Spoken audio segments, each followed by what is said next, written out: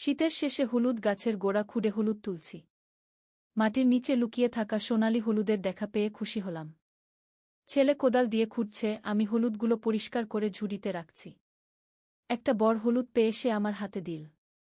বলল, মা দেখো কি সুন্দর, সত্যিই সোনার মতো চকচক করছে।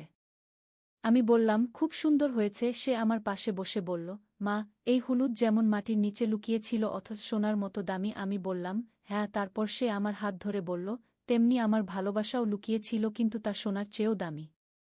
আমি তোমাকে ভালোবাসি মা, তুমি আমার স্ত্রী হও। এই সোনালি হলুদের মতোই সোনালি হবে আমাদের সংসার। হলুদের গুড়ায় আমার হাত হলুদ হয়ে গেল।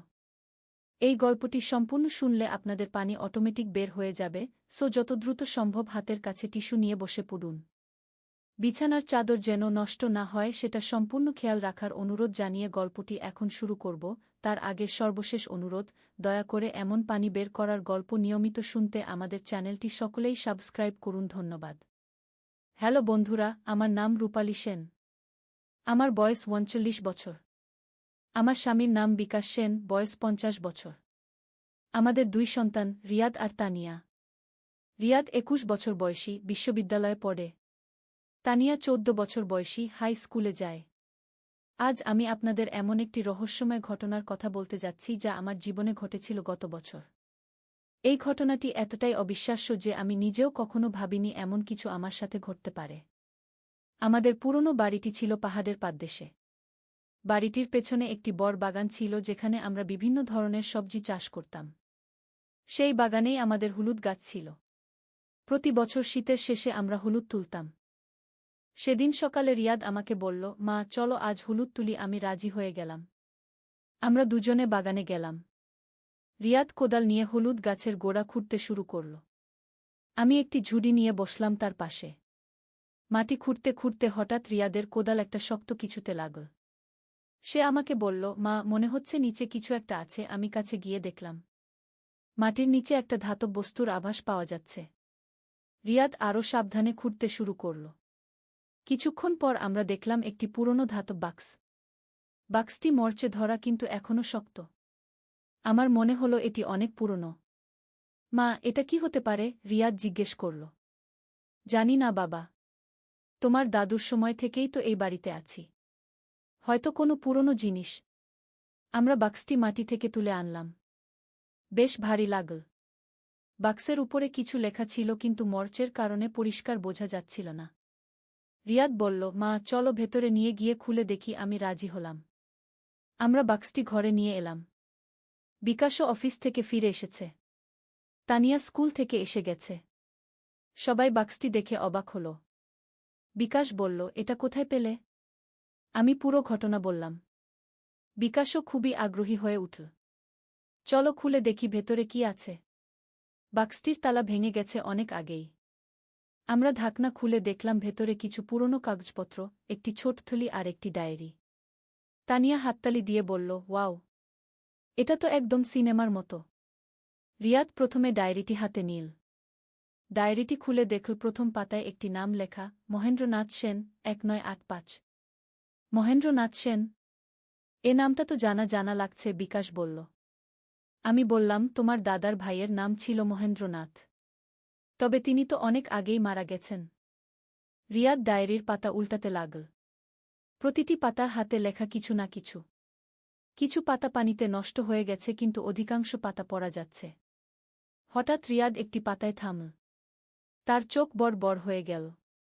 মা এটা দেখো। সে আমাদের দিকে ডায়েরিটা ঘুরিয়ে ধরল। সেখানে লেখা ছিল, আজ 25 ডিসেম্বর 1985। আমি জানি আমার সময় শেষ হয়ে আসছে। ডাক্তার বলেছে আর কিছুদিন। কিন্তু মরার আগে আমার গোপন সম্পদের কথা কোথাও লিখে রাখতে হবে। পরিবারের কেউ জানলে অশান্তি হবে। তাই এই ডায়েরিতে লিখে রাখছি এবং বাগানে পুঁতে দিচ্ছি। যে এটা পাবে সেই এই সম্পদের মালিক হবে। পাহাড়ের গুহায় লুকিয়ে রেখেছি অনেক স্বর্ণমুদ্রা আর হীরা। গুহার ঠিকানা এই ডায়েরির শেষ পাতায় দিয়ে দিলাম। আমরা সবাই একে অপরের দিকে তাকালাম। কি অবিশ্বাস্য! তানিয়া চিৎকার করে বলল, আমরা ধনী হয়ে যাব। বিকাশ বলল, আগে পুরো ডায়েরিটা পড়ি, তারপর সিদ্ধান্ত নেব। রিয়াদ তাড়াতাড়ি শেষ পাতার দিকে গেল। সেখানে একটি মানচিত্র আঁকা। মানচিত্রে দেখানো আমাদের বাড়ি থেকে পাহাড়ের দিকে একটি পথ। তারপর কিছু চিহ্ন দিয়ে একটি গুহার অবস্থান দেখানো। মা, এই পথটা তো আমি চিনি। এটা পাহাড়ের উপরে যে পুরনো মন্দির আছে সেদিকে যায়, রিয়াদ বলল। আমি বললাম, হ্যাঁ, তোমার দাদু জীবিত থাকতে মাঝে মাঝে ওই মন্দিরে যেতেন। বিকাশ বলল, তাহলে কাল সকালে আমরা সবাই মিলে ওদিকে যাব। দেখি কি আছে। সেদিন রাত্রে আমার ঘুম হল না। মনে নানা প্রশ্ন। সত্যিই কি কোনো গুপ্তধন আছে? নাকি এসব কল্পকাহিনী? পরের দিন সকাল সকাল আমরা 4 জন প্রস্তুত হলাম। কিছু খাবার আর পানি নিলাম। রিয়াদ একটি কোদাল আর টর্চলাইট নীল। তানিয়া ক্যামেরা নীল ছবি তোলার জন্য। পাহাড়ের পথটা বেশ খাড়া। প্রায় 2 ঘন্টা হাঁটার পর আমরা পৌঁছালাম পুরনো মন্দিরের কাছে। মন্দিরটি প্রায় ভেঙে পড়েছে। কেউ আর এখানে আসে না। রিয়াদ মানচিত্র দেখে বলল, এখান থেকে উত্তর দিকে যেতে হবে। তারপর একটা বড় পাথরের পাশ দিয়ে নিচে নামতে হবে। আমরা মানচিত্র অনুসরণ করে এগিয়ে চললাম। প্রায় আধ ঘন্টা পর আমরা দেখলাম একটি বড় পাথর। পাথরটার পাশে আসলেই একটা পথ নিচের দিকে নেমে গেছে। মা, এখানে, তানিয়া চিৎকার করে বলল। আমরা সবাই নিচে নামতে শুরু করলাম। পথটা বেশ সরু আর পিচ্ছিল। খুব সাবধানে নামতে হলো। নিচে নামার পর দেখলাম একটি গুহার মুখ। গুহাটি প্রাকৃতিক, মানুষের তৈরি নয়। বিকাশ বলল, এটাই সেই গুহা হবে। রিয়াদ টর্চলাইট জ্বালিয়ে গুহার ভেতরে প্রবেশ করল। আমরা সবাই তার পেছনে পেছনে গেলাম। গুহার ভেতরটা বেশ বড়। মেঝে সমতল আর শুকনো। রিয়াদ টর্চলাইটের আলো চারদিকে ফেলে দেখছিল। হঠাৎ তানিয়া চিৎকার করে উঠল, ওখানে দেখো। আমরা দেখলাম গুহার এক কোণে একটি পাথরের নিচে কিছু একটা চাপা দেওয়া আছে। রিয়াদ আর বিকাশ মিলে পাথরটি সরাল। নিচে একটি চামড়ার থলি। থলিটি তুলে খুলে দেখলাম ভেতরে সত্যিই কিছু স্বর্ণমুদ্রা আর ছোট ছোট হীরা। আমি বিশ্বাস করতে পারছি না, আমি বললাম। তানিয়া লাফিয়ে লাফিয়ে বলল, আমরা আসলেই ধনী হয়ে গেলাম। বিকাশ বলল, এখন আমাদের খুব সাবধানে এগুলো ঘরে নিয়ে যেতে হবে। কারো কাছে এ কথা বলা যাবে না। আমরা থলিটি নিয়ে ঘরে ফিরে এলাম। বাড়িতে এসে আবার ভালো করে দেখলাম। মোট 12টি স্বর্ণমুদ্রা আর 6টি হীরা। পরের দিন বিকাশ শহরে গিয়ে একজন স্বর্ণকারের কাছে নিয়ে গেল। স্বর্ণকার বলল, এগুলো খুবই পুরনো আর দামি। প্রতিটি মুদ্রার দাম কমপক্ষে 50,000 টাকা। আর হীরাগুলোর দাম আরও বেশি। আমরা সিদ্ধান্ত নিলাম এগুলো বিক্রি করে তানিয়ার পড়াশোনার জন্য রাখব। রিয়াদের বিশ্ববিদ্যালয়ের খরচও মিটবে। সেই থেকে আমাদের সংসারে সচ্ছলতা এসেছে। রিয়াদ এখন ইঞ্জিনিয়ারিং পড়ছে। তানিয়া ভালো স্কুলে পড়ছে। মাঝে মাঝে ভাবি, সেই হলুদ তোলার দিন যদি আমরা বাগানে না যেতাম তাহলে কি হতো? হয়তো এই গুপ্তধন কখনোই আবিষ্কার হতো না। জীবনে এমন অনেক রহস্য লুকিয়ে আছে যা আমরা জানি না। কখন কোনো মুহূর্তে কি ঘটবে তা বলা যায় না। আজও মাঝে মাঝে সেই পুরনো ডায়েরিটি পড়ি। মহেন্দ্রনাথ কাকার কথা ভাবি। তিনি জীবদ্দশায় হয়তো ভেবেছিলেন এই সম্পদ কেউ পাবে না। কিন্তু ভাগ্য এমনই, তার রেখে যাওয়া সম্পদ আমাদের জীবনে নতুন আলো এনে দিল। রিয়াদ এখন প্রায় বলে, মা, সেদিন তুমি যদি হলুদ তুলতে না যেতে তাহলে আমাদের এই সৌভাগ্য হতো না। আমি বলি, জীবনে সব কিছুর একটা সময় আছে। সেই দিনই ছিল আমাদের ভাগ্য পরিবর্তনের দিন। এখন আমরা আরও বড় একটি বাড়িতে থাকি। বিকাশ নিজের ব্যবসা শুরু করেছে। রিয়াদ পড়াশোনার পাশাপাশি আমাদের ব্যবসায় সাহায্য করে। তানিয়া স্বপ্ন দেখে বড় হয়ে ডাক্তার হওয়ার। কিন্তু সবচেয়ে বড় কথা, এই ঘটনার পর আমাদের পরিবারে ভালোবাসা আরও বেড়েছে। সবাই একসাথে মিলে কাজ করি, একসাথে স্বপ্ন দেখি। মাঝে মাঝে তানিয়া বলে, মা, তুমি বলো তো আমাদের বাগানে আরও কোনো গুপ্তধন আছে কি না? আমি হেসে বলি, থাকুক না। আমাদের তো এখন যা আছে তাতেই খুশি। কিন্তু সত্যি কথা বলতে মাঝে মাঝে আমিও ভাবি, হয়তো আরও কোনো রহস্য লুকিয়ে আছে আমাদের পুরনো বাড়িতে। যেদিন আমরা সেই বাক্স পেয়েছিলাম সেদিনটা ছিল আমার জীবনের সবচেয়ে রোমাঞ্চকর দিন। এমন ঘটনা হয়তো কারো জীবনে একবারই ঘটে। আর সেই হলুদ গাছটি, আমরা এখনও প্রতি বছর সেখান থেকে হলুদ তুলি। কিন্তু এখন আর কোনো বাক্স পাইনি।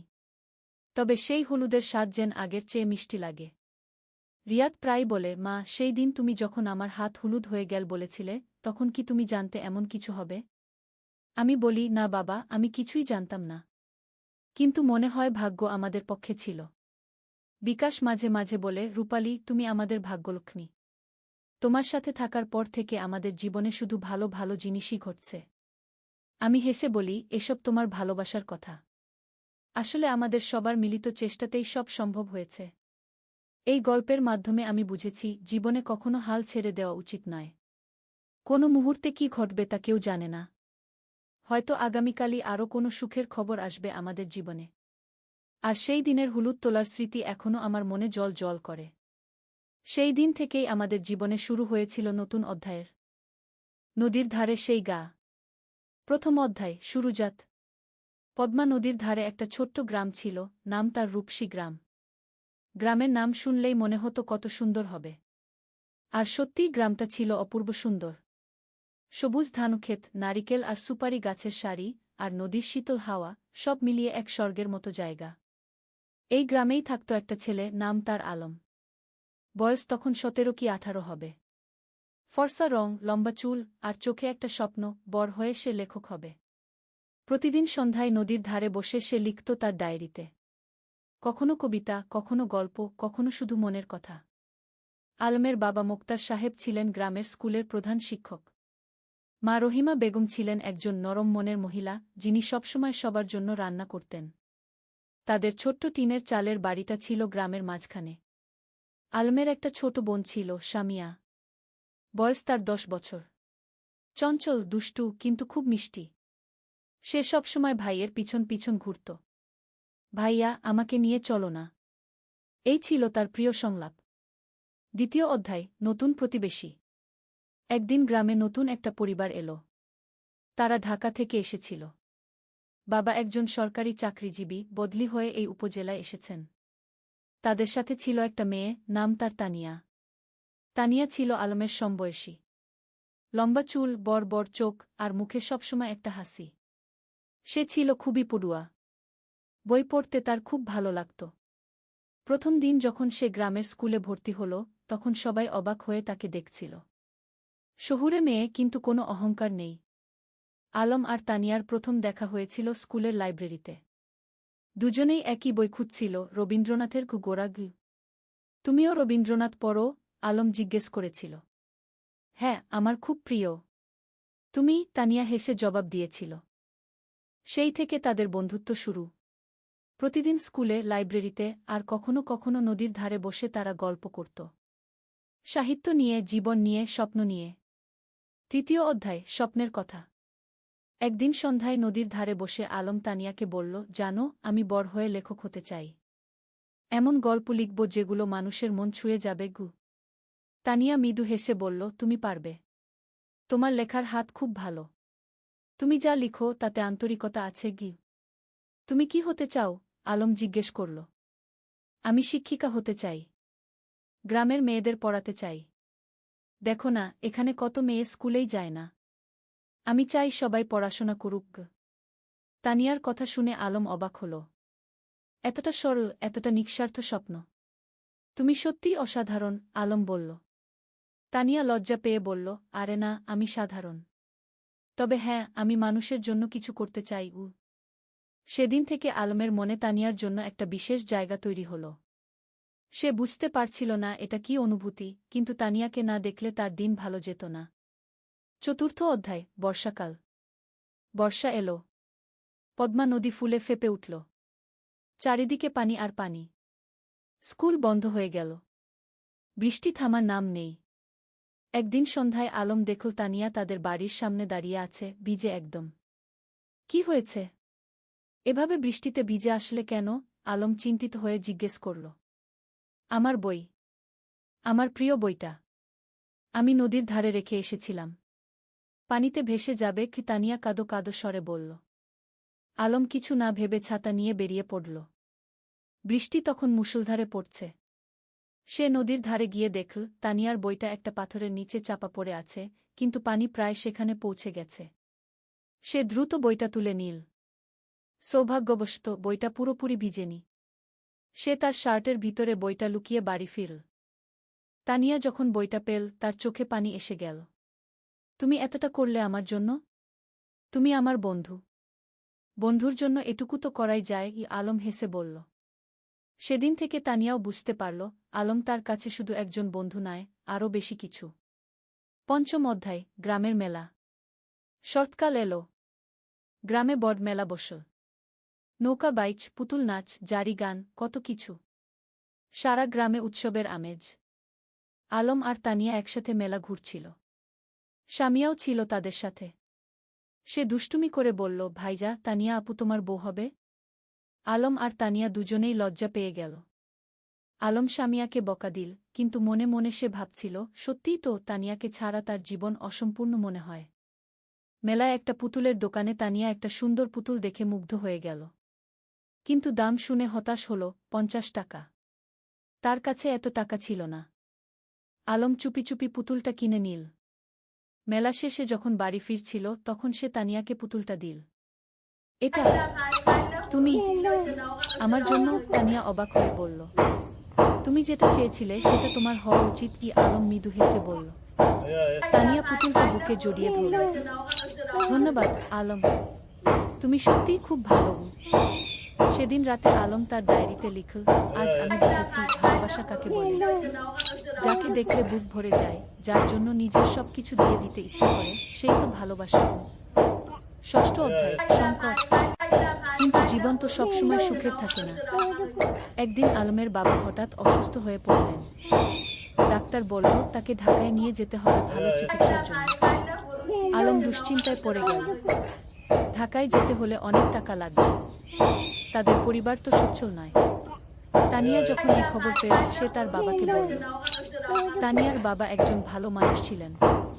তিনি আলমের বাবার চিকিৎসার জন্য টাকা দিতে রাজি হলেন। না না, এভাবে আমরা নিতে পারব না, মুক্তার সাহেব বললেন। আপনি আমার মেয়ের শিক্ষকের বাবা। আমার দায়িত্ব আপনার সেবা করা, তানিয়ার বাবা বললেন। শেষ পর্যন্ত আলমের বাবাকে ঢাকায় নিয়ে যাওয়া হলো। আলম আর তার মা তার সাথে গেল। সামিয়া থেকে গেল গ্রামে তানিয়াদের বাড়িতে। ঢাকায় থাকতে হলো প্রায় 1 মাস। সেই 1 মাস আলম প্রতিদিন তানিয়াকে চিঠি লিখত। মোবাইল ফোন তো তখন সবার ছিল না। চিঠি ছিল যোগাযোগের মাধ্যম। তানিয়াও প্রতিদিন চিঠির অপেক্ষায় থাকত। আলমের চিঠি পড়ে সে বুঝতে পারত আলম কতটা কষ্টে আছে, কতটা দুশ্চিন্তায় আছে। সে নিজেও আলমের জন্য দোয়া করত। সপ্তম অধ্যায়, ফিরে আসা। অবশেষে মুক্তার সাহেব সুস্থ হয়ে উঠলেন। ডাক্তার বললেন এখন তিনি বাড়ি যেতে পারবেন, কিন্তু সতর্ক থাকতে হবে। যেদিন আলম গ্রামে ফিরল সেদিন পুরো গ্রাম খুশিতে আত্মহারা। সবাই মুক্তার সাহেবকে দেখতে এল। তানিয়াও এলো স্বামীয়াকে নিয়ে। আলম তানিয়াকে দেখে বলল, তোমার চিঠিগুলো আমাকে শক্তি দিয়েছে। ঢাকায় যখন খুব কষ্ট লাগতো তখন তোমার চিঠি পড়ে আবার ভালো লাগতো। আমি জানতাম তুমি ফিরে আসবে। আমি বিশ্বাস রাখিনি, হারাইনি। তানিয়া মৃদু হেসে বলল। সেদিন বিকেলে নদীর ধারে বসে আলম তানিয়াকে বলল, তানিয়া, আমি তোমাকে কিছু বলতে চাই। বলো, তানিয়া বলল। আমি তোমাকে ভালোবাসি। ঢাকায় থাকার সময় প্রতিটা মুহূর্তে তোমার কথা মনে পড়েছে। তুমি ছাড়া আমার জীবন অর্থহীন। তানিয়া কিছুক্ষণ চুপ করে রইল। তারপর বলল, আমিও তোমাকে ভালোবাসি আলম, কিন্তু আমরা এখনো ছোট। আমাদের পড়াশোনা শেষ করতে হবে, নিজেদের প্রতিষ্ঠিত করতে হবে। তারপর আমরা একসাথে থাকব। আলম তার কথা শেষ করল। হ্যাঁ, একসাথে থাকব। তানিয়া হেসে মাথা নাড়ল। অষ্টম অধ্যায়, সময়ের পরীক্ষা। পরের কয়েক বছর দ্রুত কেটে গেল। আলম আর তানিয়া দুজনেই খুব ভালো ছাত্র ছিল। এসএসসি পরীক্ষায় দুজনেই জিপিএ 5 পেল। এরপর তারা ঢাকায় কলেজে ভর্তি হল। আলম নটর ডেম কলেজে আর তানিয়া হলিক্রস কলেজে। গ্রাম ছেড়ে শহরে আসতে হল। শহরের জীবন ছিল অন্যরকম। ব্যস্ততা, ভিড়, শব্দ, সবকিছু গ্রামের থেকে আলাদা। কিন্তু আলম আর তানিয়া তাদের লক্ষ্য থেকে বিচলিত হল না। প্রতি সপ্তাহান্তে তারা দেখা করত। কখনো রমনা পার্কে, কখনো টিএসসিতে, কখনো কোনো বইয়ের দোকানে। তারা একে অপরকে উৎসাহ দিত, সাহস দিত। এইচএসসি পরীক্ষায়ও দুজনেই ভালো ফল করল। আলম ঢাকা বিশ্ববিদ্যালয়ে বাংলা সাহিত্যে ভর্তি হল আর তানিয়া শিক্ষা বিভাগে। কিন্তু বিশ্ববিদ্যালয়ের জীবনে নতুন চ্যালেঞ্জ এলো। রাজনীতি, সেশনজট, আর্থিক সংকট, নানা সমস্যা। কখনো কখনো আলমের মনে হতো সে হয়তো লেখক হতে পারবে না। তানিয়াও মাঝে মাঝে হতাশ হতো, কিন্তু তারা একে অপরকে সাহায্য করত। আলম যখন হতাশ হতো, তানিয়া তাকে মনে করিয়ে দিত তার স্বপ্নের কথা। তানিয়া যখন ভেঙে পড়ত, আলম তাকে শক্তি যোগাত। নবম অধ্যায়, স্বপ্ন পূরণের পথে। স্নাতক শেষ করার পর আলম একটা পত্রিকায় চাকরি পেল, সাংবাদিক হিসেবে। বেতন খুব বেশি না, কিন্তু লেখার সুযোগ ছিল। সে ফিচার লিখত, গল্প লিখত। তানিয়া একটা স্কুলের শিক্ষিকা হিসেবে যোগ দিল। তার স্বপ্ন ছিল গ্রামে ফিরে যাওয়া, কিন্তু সে জানত এখনো সময় হয়নি। আগে অভিজ্ঞতা অর্জন করতে হবে। একদিন আলম একটা প্রকাশনা সংস্থায় তার লেখা গল্পের পাণ্ডুলিপি জমা দিল। সে একটা উপন্যাস লিখেছিল, নদীর ধারে সেই গাগু। এটা ছিল তাদের নিজেদের গল্প, তাদের গ্রামের গল্প। কয়েক মাস পর প্রকাশক ফোন করলেন, আপনার বই আমরা প্রকাশ করতে চাই। গল্পটা খুব সুন্দর, আবেগময়। আলম বিশ্বাস করতে পারছিল না, তার স্বপ্ন সত্যি হচ্ছে। সে প্রথমেই তানিয়াকে খবরটা দিল, আমি জানতাম তুমি পারবে, তুমি তো সত্যিই লেখক। তানিয়া খুশিতে আটখান। বইটা প্রকাশিত হওয়ার পর বেশ সাড়া পড়ে গেল। পাঠকরা ভালো সাড়া দিল, সমালোচকরাও প্রশংসা করল। দশম অধ্যায়, ঘরে ফেরা। 5 বছর পর আলম আর তানিয়া সিদ্ধান্ত নিল তারা গ্রামে ফিরে যাবে। ঢাকায় তারা যা অর্জন করতে চেয়েছিল তা করেছে। এখন সময় এসেছে নিজেদের শেডে ফিরে যাওয়ার। তারা বিয়ে করল। সাদামাটা অনুষ্ঠান, কিন্তু পূর্ণ আন্তরিকতায়। পুরো গ্রাম এসেছিল তাদের বিয়েতে। তোমরা আমাদের গর্ব, মুক্তার সাহেব আবেগে বললেন। বিয়ের পর তারা গ্রামেই থেকে গেল। আলম লেখালেখি চালিয়ে গেল। সে গ্রামের গল্প লিখত, সাধারণ মানুষের গল্প। তার বই পরপর সফল হতে লাগল। তানিয়া গ্রামে একটা স্কুল খুলল, বিনামূল্যে গরিব মেয়েদের পড়াতে লাগল। সে তার স্বপ্ন পূরণ করছিল। একাদশ অধ্যায়, নতুন প্রজন্ম। 3 বছর পর তাদের একটা মেয়ে হলো, নাম রাখল রূপা। ছোট্ট, ফুটফুটে, ঠিক যেন তানিয়ার মতো। রূপা বড় হতে লাগল গ্রামের মুক্ত পরিবেশে। নদীর ধারে খেলা, মাঠে দৌড়ানো, গাছে চড়া, সবকিছু। আলম তাকে গল্প শোনাতো, তানিয়া তাকে পড়াতো। একদিন রূপা জিজ্ঞেস করল, বাবা, তুমি আর মা কিভাবে পরিচিত হলে? আলম হেসে বলল, সেটা একটা লম্বা গল্প মা। একদিন তোমাকে পুরো গল্প শোনাবো। এখন শোনাও না, রূপা জেদ করল। আলম তানিয়ার দিকে তাকাল।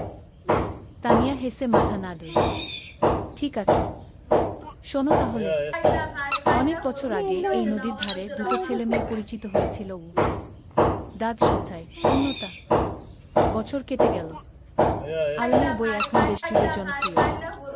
সে একজন প্রতিষ্ঠিত লেখক, কিন্তু খ্যাতি তাকে বদলায়নি। সে এখনো সেই সরল, বিনলি আলম। তানিয়ার স্কুল এখন বড় হয়েছে। শত শত মেয়ে সেখানে পড়ছে। অনেকে এখন কলেজে, বিশ্ববিদ্যালয়ে। তানিয়া তাদের সবার কাছে একজন আদর্শ। একদিন সন্ধ্যায় নদীর ধারে বসে আলম তানিয়াকে বলল, তুমি জানো, এই জায়গাটাই আমার সবচেয়ে প্রিয়। এখানেই আমরা প্রথম একসাথে বসেছিলাম, স্বপ্নের কথা বলেছিলাম। আর এখন সেই স্বপ্ন পূরণ হয়েছে। তানিয়া বলল, শুধু পূরণই না, আরো বেশি কিছু পেয়েছি। তোমাকে পেয়েছি, রূপাকে পেয়েছি, এই সুন্দর জীবনটা পেয়েছি। রূপা তখন দৌড়ে এসে তাদের কোলে বসল। বাবা, আমি বড় হয়ে তোমার মতো লেখক হব। আলম হেসে মেয়ের মাথায় হাত বুলিয়ে দিল। তুমি যা হতে চাও তাই হবে মা, আমরা তোমার পাশে আছি। সূর্য তখন অস্ত যাচ্ছে নদীর পাড়ে। লালকমলা আকাশ, নদীর শীতল বাতাস আর পরিবারের উষ্ণতা, এর চেয়ে সুন্দর আর কি হতে পারে? ত্রয়োদশ অধ্যায়, গ্রামের উন্নয়ন। আলম আর তানিয়া শুধু নিজেদের নিয়ে ব্যস্ত ছিল না, তারা পুরো গ্রামের উন্নয়ন নিয়ে ভাবত। আলম তার লেখালেখি থেকে যা আয় করত, তার একটা অংশ গ্রামের উন্নয়নে ব্যয় করত। তারা গ্রামে একটা লাইব্রেরি খুলল, হাজার হাজার বই নিয়ে। গ্রামের যে কেউ এসে বই পড়তে পারত। ছোট ছেলেমেয়েরা বিকেলে এসে বই পড়ত, গল্প শুনত। জ্ঞানী শক্তি, আলম সবসময় বলত, আমরা যদি আমাদের নতুন প্রজন্মকে শিক্ষিত করতে পারি, তাহলে গ্রাম এমনিতেই উন্নত হবে। তানিয়া তার স্কুলে শুধু পড়াশোনাই শেখাতো না, জীবন দক্ষতাও শেখাতো। মেয়েদের শেখাতো কিভাবে আত্মবিশ্বাসী হতে হয়, কিভাবে নিজের মতামত প্রকাশ করতে হয়, কিভাবে স্বাবলম্বী হতে হয়। শিক্ষা মানে শুধু বই পড়া নয়, তানিয়া বলত। শিক্ষা মানে জীবনকে বুঝতে শেখা, মানুষ হয়ে ওঠা। গ্রামের মানুষ তাদের এই প্রচেষ্টায় খুব খুশি ছিল। যারা আগে মেয়েদের স্কুলে পাঠাতে চাইত না, তারাও এখন পাঠাতে শুরু করেছে। একদিন গ্রামের প্রবীণ হাজী সাহেব আলমকে বললেন, বাবা, তোমরা আমাদের গ্রামের জন্য যা করছো সেটা আল্লাহ কবুল করুন। তোমরা না থাকলে আমাদের গ্রাম এখনো অন্ধকারেই থাকত। আলম বিনয়ের সাথে বলল, চাচা, আমরা তো এই গ্রামেরই সন্তান, আমাদের দায়িত্ব এই গ্রামের সেবা করা। চতুর্দশ অধ্যায়, বাধা আর সংগ্রাম। কিন্তু জীবন তো সবসময় মসৃণ পথে চলে না। একদিন গ্রামে একটা বড় সমস্যা দেখা দিল। পদ্মা নদীর ভাঙন শুরু হলো। প্রতিদিন নদী গ্রামের জমি গিলে খাচ্ছে। অনেক পরিবার তাদের বাড়িঘর হারাচ্ছে। ফসলের জমি নদীতে তলিয়ে যাচ্ছে। মানুষ আতঙ্কিত। আলম আর তানিয়া বসে থাকল না। তারা একটা সভা ডাকল। পুরো গ্রামের মানুষ এলো। আমরা যদি একসাথে কাজ করি তাহলে আমরা নদীর ভাঙন রোধ করতে পারব। আলম বলল, আমাদের সরকারের কাছে দরখাস্ত দিতে হবে, আমাদের নিজেদেরও কিছু পদক্ষেপ নিতে হবে। তারা একটা কমিটি গঠন করল। জেলা প্রশাসকের কাছে দরখাস্ত দিল। সংবাদপত্রে লিখল। আলম তার লেখনের মাধ্যমে এই সমস্যা তুলে ধরল সারা দেশে। কয়েক মাসের সংগ্রামের পর সরকার নড়েচড়ে বসল। নদীর তীরে বাঁধ নির্মাণের কাজ শুরু হলো। ধীরে ধীরে ভাঙন থামল। গ্রামের মানুষ স্বস্তির নিঃশ্বাস পেল। তোমরা আমাদের গ্রামকে বাঁচিয়েছ, একজন বৃদ্ধ আলমকে আশীর্বাদ করলেন। আমরা সবাই মিলে বাঁচিয়েছি, আলম বলল। এটা সবার প্রচেষ্টার ফল। পঞ্চদশ অধ্যায়, রূপার স্বপ্ন। রূপা এখন 10 বছরের, খুব মেধাবী মেয়ে। স্কুলে সবসময় প্রথম হয়। কিন্তু শুধু পড়াশোনায় নয়, সে খেলাধুলায়, গানেও ভালো। একদিন রূপা তার বাবা মাকে বলল, আমি ডাক্তার হতে চাই, গ্রামের মানুষদের সেবা করব। আলম আর তানিয়া খুশি হল। তাদের মেয়ে অন্যের সেবা করতে চায়, এর চেয়ে বড় গর্বের আর কি হতে পারে। তুমি যা হতে চাও আমরা তোমাকে সাহায্য করব, তানিয়া বলল।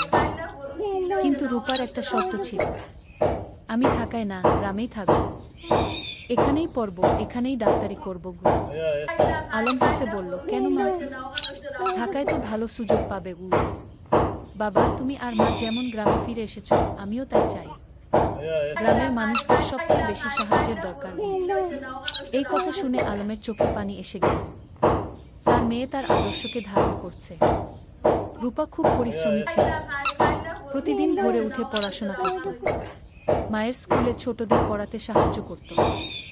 বাবার লেখার কাজেও হাত লাগাতো। রূপা, তুমি এত কাজ করো, ক্লান্ত হয়ে যাও না? তানিয়া একদিন জিজ্ঞেস করল। না মা, আমি যখন মানুষের উপকার করি তখন আমার ভালো লাগে, ক্লান্তি লাগে না, রূপা হেসে জবাব দিল। ষোড়শ অধ্যায়, পুরস্কার। আলমের লেখালেখি এখন দেশের সীমা পেরিয়ে গেছে। তার বই অনুবাদ হয়েছে বিভিন্ন ভাষায়। বিদেশেও পাঠক তৈরি হয়েছে। একদিন একটা খবর এলো, আলম জাতীয় সাহিত্য পুরস্কার পেতে যাচ্ছে। এটা দেশের সর্বোচ্চ সাহিত্য পুরস্কার। পুরো গ্রাম আনন্দে উদ্বেলিত। আমাদের আলম জাতীয় পুরস্কার পেলে সবাই গর্ব করে বলতে লাগল। পুরস্কার দেওয়ার অনুষ্ঠান হলো ঢাকায়। প্রধানমন্ত্রী নিজে পুরস্কার তুলে দিলেন আলমের হাতে। আপনার লেখা আমাদের গ্রাম বাংলার প্রকৃত চিত্র তুলে ধরে, প্রধানমন্ত্রী বললেন। আপনি দেশের গর্ব। আলম বিনয়ের সাথে পুরস্কার নিলেন। তার মনে পড়ল সেই দিনগুলোর কথা, যখন সে নদীর ধারে বসে স্বপ্ন দেখত লেখক হওয়ার। পুরস্কার পাওয়ার পর আলম একটা বক্তৃতা দিল। এই পুরস্কার শুধু আমার একার নয়, এটা আমার স্ত্রী তানিয়ার, আমার মেয়ে রূপা, আমার গ্রামের সব মানুষের। তারা আমাকে অনুপ্রাণিত করেছে, সাহস দিয়েছে। কি তানিয়ার চোখে খুশির অশ্রু। তার স্বামী এত বড় সম্মান পেল, কিন্তু তবুও সে নিজের কৃতিত্ব সবার সাথে ভাগ করে নিচ্ছে। সপ্তদশ অধ্যায়, তানিয়ার স্বীকৃতি। আলমের পুরস্কার পাওয়ার 1 বছর পর তানিয়াও একটা সম্মান পেল। সরকার তাকে সেরা শিক্ষক পুরস্কার দিল। তার স্কুল থেকে যে মেয়েরা বের হয়ে গেছে তারা এখন বিভিন্ন ক্ষেত্রে প্রতিষ্ঠিত। কেউ ডাক্তার, কেউ ইঞ্জিনিয়ার, কেউ শিক্ষক, কেউ উদ্যোক্তা। পুরস্কার নেওয়ার সময় তানিয়া বলল, আমি শুধু বীজ বপন করেছি। এই মেয়েরাই আমার আসল পুরস্কার। তারা নিজেদের প্রতিষ্ঠিত করেছে, সমাজে অবদান রাখছে। তার স্কুলের একজন প্রাক্তন ছাত্রী, যে এখন একজন সফল ব্যবসায়ী, মঞ্চে উঠে এসে বলল, ম্যাডাম না থাকলে আমি আজ এখানে থাকতাম না। তিনি আমাকে শুধু পড়াশোনাই শেখাননি, আত্মবিশ্বাস শিখিয়েছেন গু। রূপা তখন মঞ্চের নিচে বসে মায়ের দিকে তাকিয়েছিল গর্বিত চোখে। আমার মা সত্যিই সেরা, সে মনে মনে বলল। অষ্টাদশ অধ্যায়, সময়ের প্রবাহ। আরও কয়েক বছর কেটে গেল। রূপা এখন অষ্টম শ্রেণীতে, খুব ভালো ছাত্রী। তার স্বপ্ন ডাক্তার হওয়ার, সেই স্বপ্ন এখনো অটুট। আলম এখনো লিখে যাচ্ছে। তার নতুন একটা উপন্যাস বের হলো, জোছনা রাতের স্বপ্ন উ। এটাও বেশ জনপ্রিয় হলো। তানিয়ার স্কুল এখন অনেক বড়, ৩০০ জন ছাত্রী, ১০ জন শিক্ষক, একটা পূর্ণাঙ্গ শিক্ষা প্রতিষ্ঠান। গ্রামটাও অনেক বদলে গেছে। এখন পাকা রাস্তা, বিদ্যুৎ, স্বাস্থ্যকেন্দ্র, সবকিছু আছে। কিন্তু গ্রামের আত্মা, সেই সারল্য, সেই ভালোবাসা, সেটা আছে অক্ষুণ্ণ। একদিন সন্ধ্যায় পুরো পরিবার নদীর ধারে বসেছিল। আলম, তানিয়া, রূপা আর সামিয়া। সামিয়া এখন বিবাহিত, তার একটা ছেলে আছে। ভাইয়া, মনে আছে যখন আমি ছোট ছিলাম, তুমি আর ভাবি এখানে বসে গল্প করতে? সামিয়া হেসে বলল। মনে আছে, আলম হেসে বলল। সেই সময়গুলো কত সুন্দর ছিল। এখনকার সময়ও কম সুন্দর নয়, তানিয়া বলল। আমরা একসাথে আছি, সুস্থ আছি, খুশি আছি, এর চেয়ে বড় সৌভাগ্য আর কি? রূপা বলল, বাবা, তোমার আর মায়ের মতো আমিও একজন ভালো মানুষকে জীবনসঙ্গী হিসেবে পেতে চাই। আলম মেয়ের মাথায় হাত রেখে বলল, তুমি পাবে মা। তবে তার আগে তোমার স্বপ্ন পূরণ করো। ডাক্তার হও, তারপর জীবনসঙ্গী খুঁজবে গু। ঊনবিংশ অধ্যায়, নতুন চ্যালেঞ্জ। রূপা এসএসসি পরীক্ষা দিল। ফলাফল বেরোলো, জিপিএ 5। পুরো গ্রাম খুশি। আলম আর তানিয়া গর্বিত। কিন্তু এখন একটা বড় সিদ্ধান্ত নিতে হবে। রূপা ডাক্তার হতে চায়, আর তার জন্য তাকে মেডিকেল কলেজে ভর্তি হতে হবে। কিন্তু গ্রামে তো মেডিকেল কলেজ নেই। বাবা, আমি ঢাকা মেডিকেলে ভর্তি হতে চাই, রূপা বলল। আলম একটু চিন্তিত হলো। কিন্তু তুমি তো বলেছিলে গ্রামে থাকবে। না বাবা, আমি গ্রামে ফিরে আসব। কিন্তু ভালো ডাক্তার হতে হলে ভালো প্রতিষ্ঠান থেকে পড়তে হবে। আমি 5 বছর ঢাকায় থাকব, তারপর ফিরে আসব এবং গ্রামে একটা হাসপাতাল খুলব। তানিয়া বলল, মেয়েটা ঠিকই বলছে। আমরাও তো ঢাকায় গিয়ে পড়াশোনা করেছিলাম, তারপর ফিরে এসেছি গু। রূপা ঢাকা মেডিকেল কলেজে ভর্তি হল। প্রথম দিকে গ্রাম ছেড়ে যেতে খুব কষ্ট হচ্ছিল, কিন্তু সে জানতো এটা তার লক্ষ্যের জন্য প্রয়োজন। আলম আর তানিয়া প্রতি মাসে ঢাকায় যেত মেয়েকে দেখতে। রূপা ফোনে প্রতিদিন কথা বলতো। বিংশ অধ্যায়, পরিবারের বন্ধন। 5 বছর খুব দ্রুত কেটে গেল। রূপা ডাক্তার হয়ে গেল। এমবিবিএস পাস করে ভালো ফলাফল। এখন তার সামনে অনেক সুযোগ। ঢাকার বড় বড় হাসপাতাল তাকে চাকরির অফার দিচ্ছে। কিন্তু রূপার লক্ষ্য অন্য। বাবা, আমি গ্রামে ফিরে আসছি, রূপা ফোনে বলল। তুমি নিশ্চিত? ঢাকায় তো অনেক ভালো সুযোগ, আলম বলল। বাবা, আমার স্বপ্ন তো ঢাকায় বড় ডাক্তার হওয়া নয়। আমার স্বপ্ন গ্রামের মানুষের সেবা করা। রূপা গ্রামে ফিরে এলো। গ্রামের মানুষ তাকে মাথায় করে নিয়ে এলো। আমাদের নিজের ডাক্তার। সে একটা ছোট ক্লিনিক করল। বিনামূল্যে গরিব মানুষদের চিকিৎসা দিতে লাগল। যাদের সামর্থ্য আছে তারা দিত, যাদের নেই তাদের কাছ থেকে কিছু নিত না। তুমি কিভাবে চালাবে এভাবে? আলম একদিন জিজ্ঞেস করল। বাবা, তুমি তো লেখক হয়েছ মানুষের সেবা করার জন্য, মা শিক্ষিকা হয়েছে সেবার জন্য। আমিও তাই। টাকা পয়সা পরে দেখা যাবে। আলম মেয়েকে জড়িয়ে ধরল। তুমি আমাদের গর্ব। 1 অধ্যায়, নতুন সঙ্গী। রূপা যখন ক্লিনিকে ব্যস্ত, তখন একদিন একজন তরুণ ডাক্তার এলো। তার নাম ফাহিম। সে ঢাকা থেকে এসেছে গ্রামাঞ্চলে স্বেচ্ছাসেবা করতে। ফাহিম আর রূপা একসাথে কাজ করতে লাগল। দুজনেই একই স্বপ্ন দেখে, গ্রামের মানুষের সেবা করা। ধীরে ধীরে তাদের মধ্যে বন্ধুত্ব হলো। তারপর সেই বন্ধুত্ব ভালোবাসায় রূপান্তরিত হলো। একদিন ফাহিম আলমের কাছে এলো। চাচা, আমি রূপাকে বিয়ে করতে চাই। আলম হেসে বলল, তুমি কি রূপাকে জিজ্ঞেস করেছ? হ্যাঁ, সে রাজি। ফাহিম লজ্জা পেয়ে বলল। তানিয়া খুশিতে আটখানা।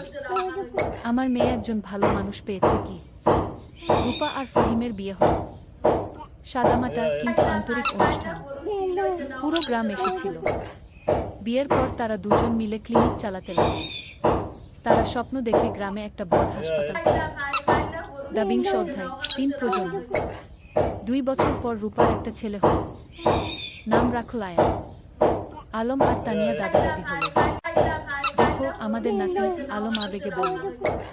তানিয়া শিশুটিকে কোলে নিয়ে বলল, এই শিশু আমাদের ভবিষ্যৎ। এর জন্যই তো আমরা এত কাজ করছি। এখন বাড়িতে ৩ প্রজন্ম, আলমতানিয়া, রূপা, ফাহিম আর ছোট্ট আয়ান। প্রতিদিন সন্ধ্যায় তারা একসাথে বসে। আলম গল্প বলে, তানিয়া গান শোনায়, রূপা দিনের কাজের গল্প বলে। একদিন আয়ান যখন একটু বড় হলো, সে জিজ্ঞেস করল, দাদু তুমি কি করো? আলম হেসে বলল, আমি গল্প লিখি না তবু। আমাকে একটা গল্প বলো না? ঠিক আছে, শোনো তাহলে। অনেক বছর আগে এই নদীর ধারে।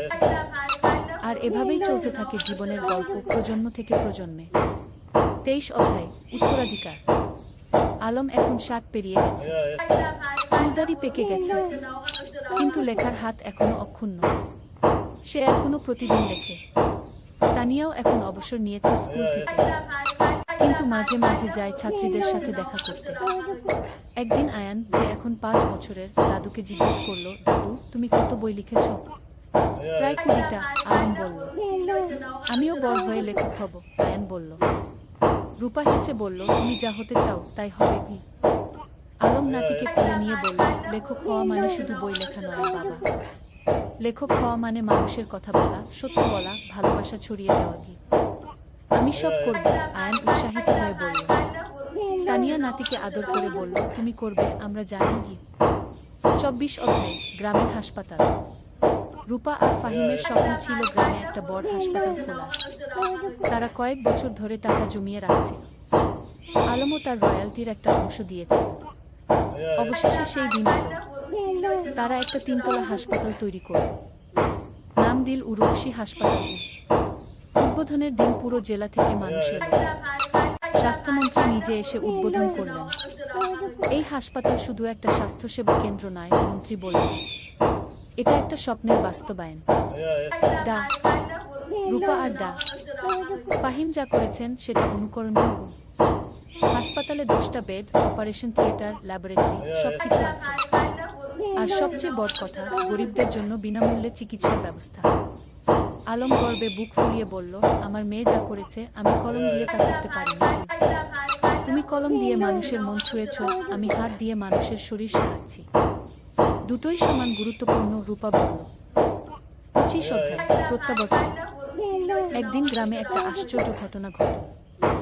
যে ছেলেটা ৩০ বছর আগে গ্রাম ছেড়ে আমেরিকায় গিয়েছিল, সে ফিরে এলো। তার নাম জামিল।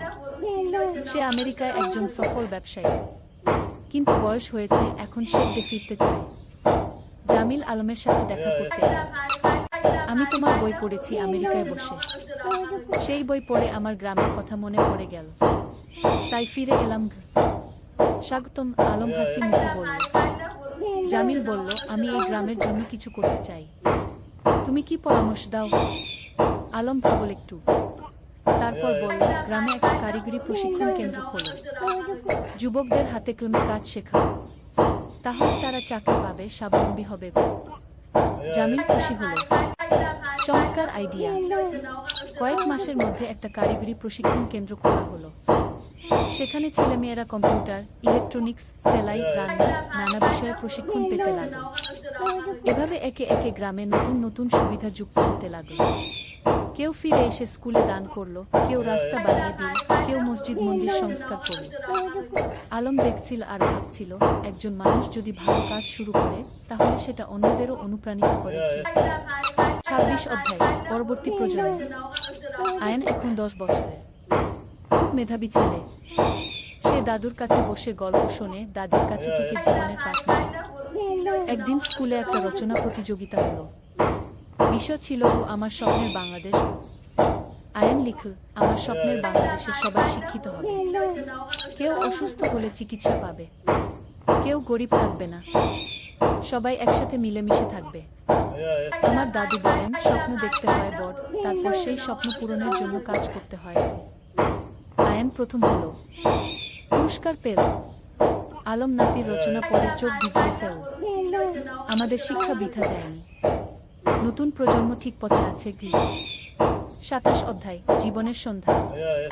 আলম এখন 65 পেরিয়ে গেছে। শরীর একটু দুর্বল হয়ে এসেছে, কিন্তু মন এখনো তরুণ। একদিন ডাক্তার বলল তার হার্টে সমস্যা আছে, বিশ্রাম নিতে হবে। রূপা খুব চিন্তিত। বাবা, তুমি এখন আর এত কাজ করবে না, বিশ্রাম নাও। কিন্তু আলম কি থেমে থাকার মানুষ? সে এখনো লেখে, মানুষের সাথে দেখা করে, গ্রামের উন্নয়নের কাজে যুক্ত থাকে। তানিয়া বলল, তুমি একটু শান্ত হও। আমরা এত কাজ করেছি, এখন পরের প্রজন্মকে দায়িত্ব দাও। তুমি ঠিক বলছো, আলম মেনে নেয়। কিন্তু আমার একটা শেষ ইচ্ছা আছে। কি? তানিয়া জিজ্ঞেস করল। আমি আমাদের জীবনের গল্পটা লিখতে চাই, একটা আত্মজীবনী, যাতে পরের প্রজন্ম জানতে পারে আমরা কিভাবে স্বপ্ন দেখেছিলাম, কিভাবে সেই স্বপ্ন পূরণ করেছিলাম। তুমি লেখো, তানিয়া হেসে বলল।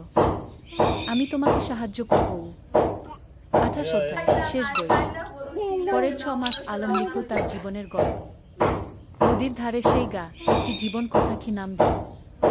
বইটাই ছিল তাদের প্রথম দেখা, প্রথম প্রেম, সংগ্রাম, সফলতা, ব্যর্থতা, সবকিছু। বই প্রকাশিত হওয়ার পর দেশ জুড়ে সাড়া পড়ে গেল। মানুষ পড়ল আর অনুপ্রাণিত হল। একজন পাঠক চিঠি লিখল, আপনার বই পড়ে আমি বুঝেছি স্বপ্ন দেখা আর তা পূরণ করা সম্ভব। আমিও এখন আমার গ্রামে ফিরে যাব, কিছু করব। আলম এই চিঠি পড়ে খুশি হল। দেখো তানিয়া, আমাদের জীবন বৃথা যায়, আমরা মানুষকে অনুপ্রাণিত করতে পেরেছি। 29 অধ্যায় বিদায়। এক শীতের সকালে আলম ঘুম থেকে উঠল না। তার হার্ট অ্যাটাক হয়েছে। রূপা যতই চেষ্টা করল, কিছু করতে পারল না। আলম চলে গেল। পুরো গ্রাম শোকে মুহ্যমান। আমাদের আলম চলে গেল, সবাই কাঁদল। তানিয়া কান্নায় ভেঙে পড়ল। তুমি আমাকে একা ফেলে চলে গেলে। রূপা মাকে সান্ত্বনা দিল। মা, বাবা চলে যায়নি, তার লেখায় সে বেঁচে আছে, তার কাজে সে বেঁচে আছে, আমাদের মধ্যে সে বেঁচে আছে। কি আলমের জানাজায় হাজার হাজার মানুষ এলো। তাকে সমাহিত করা হলো গ্রামের কবরস্থানে, নদীর পাশে, যেখানে সে জীবনের অনেকটা সময় কাটিয়েছে। 30 অধ্যায় উত্তরাধিকার শেষ অধ্যায়। আলমের মৃত্যুর পর তানিয়া ভেঙে পড়েনি, সে আরো শক্ত হয়েছে। আলম চলে গেছে, কিন্তু তার স্বপ্ন চলে যায়নি। আমাকে সেই স্বপ্ন বাঁচিয়ে রাখতে হবে। সে গ্রামের লাইব্রেরিটাকে কি আলম স্মৃতি লাইব্রেরি কি নাম দিল। সেখানে আলমের সব বই রাখা হলো। রূপা হাসপাতালে আরো বেশি মনোযোগী হল। বাবা চাইতেন আমি মানুষের সেবা করি, আমি তাই করব। ফাহিম তার পাশে থেকে সাহায্য করল। আয়ান, যে এখন 15 বছরের, দাদুর মতো লিখতে শুরু করল। সে গল্প লেখে, কবিতা লেখে।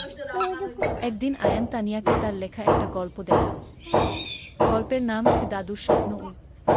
তানিয়া পড়ল, চোখে পানি এলো। তোমার দাদু বেঁচে আছে তোমার মধ্যে। কি বছরের পর বছর কেটে গেল, গ্রামটা আরো উন্নত হলো, কিন্তু আলমকে কেউ ভুলল না। প্রতি বছর তার জন্মদিনে গ্রামে একটা সাহিত্য উৎসব হয়। তরুণ লেখকরা আসে, তাদের লেখা পড়ে। তানিয়া এখন 80 পেরিয়ে গেছে, কিন্তু এখনো প্রতিদিন স্কুলে যায়, ছাত্রীদের দেখে আসে। একদিন এক তরুণী তানিয়াকে জিজ্ঞেস করল, ম্যাডাম, আপনার আর আলম স্যারের গল্পটা কি সত্যি? তানিয়া হেসে বলল, হ্যাঁ, প্রতিটা শব্দ সত্যি। আমরা স্বপ্ন দেখেছিলাম আর সেই স্বপ্ন পূরণ করেছিলাম। আমিও কি পারবো? তরুণী জিজ্ঞেস করল। অবশ্যই পারবে, তানিয়া দৃঢ়তার সাথে বলল। শুধু স্বপ্ন দেখো, তারপর সেই স্বপ্ন পূরণের জন্য কাজ করো, আর কখনো হাল ছেড়ো না। সেদিন সন্ধ্যায় নদীর ধারে বসে তানিয়া আকাশের দিকে তাকাল। আলম, তুমি কি দেখছো? আমরা যা শুরু করেছিলাম তা এখনো চলছে। তোমার স্বপ্ন বেঁচে আছে। নদীর জল কুলকুল করে বয়ে যাচ্ছে। বাতাসে যেন আলমের কণ্ঠস্বর ভেসে এলো, আমি জানতাম তুমি পারবে। আমরা একসাথে এই স্বপ্ন দেখেছিলাম, তুমি তা বাঁচিয়ে রেখেছ। ধন্যবাদ তানিয়া। তানিয়া হাসল, চোখে পানি কিন্তু মুখে হাসি। ধন্যবাদ তোমাকে আলম, তুমি আমার জীবনকে অর্থবহ করেছিলে। সমাপ্তি। এই ছিল আলম আর তানিয়ার গল্প। দুটো সাধারণ মানুষ যারা অসাধারণ স্বপ্ন দেখেছিল, আর সেই স্বপ্ন শুধু নিজেদের জন্যই ছিল না, ছিল সবার জন্য। আজ আজও রূপসী গ্রামে যদি যাও, দেখবে আলম স্মৃতি লাইব্রেরি, তানিয়া বালিকা বিদ্যালয়, রূপসী হাসপাতাল, সবকিছু দাঁড়িয়ে আছে। এগুলো শুধু ভবন নয়, এগুলো স্বপ্নের বাস্তবায়ন। আর নদীর ধারে, যেখানে একদিন দুটো তরুণ তরুণী বসে স্বপ্ন দেখেছিল, সেখানে এখন একটা ফলক লাগানো আছে। তাতে লেখা, যেখানে স্বপ্ন শুরু হয়েছিল। আলম ও তানিয়া, দুই স্বপ্নদ্রষ্টা, দুই সেবক, যারা প্রমাণ করেছেন স্বপ্ন দেখলে এবং কাজ করলে সবকিছুই সম্ভব। শিক্ষা, জীবনের স্বপ্ন দেখো বড়, তারপর সেই স্বপ্ন পূরণের জন্য নিরলসভাবে কাজ করো। নিজের জন্য নয়, সবার জন্য কিছু করার চেষ্টা করো, তাহলেই জীবন সার্থক হবে।